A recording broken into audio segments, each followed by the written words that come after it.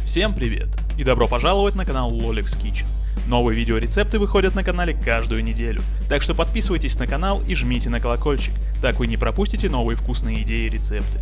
Сегодня я покажу вам, как приготовить один из популярных завтраков Советского Союза, хотя эту простую в приготовлении вкуснятину можно есть в любое время суток. Гренки с яйцом и сыром. Итак, приступим. Разбиваем одно крупное яйцо в миску, соль и перец по вкусу. Капельку чили соуса, если любите пряное. Добавлять не обязательно, все сугубо по желанию. 30 мл молока и тщательно все сбалтываем венчиком. На крупной терке натираем любимый сыр. По количеству смотрите сами, но я считаю, много сыра не бывает.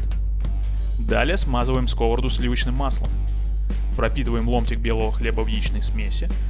Выкладываем на сковороду и обжариваем на среднем огне 2 минуты до золотистой корочки.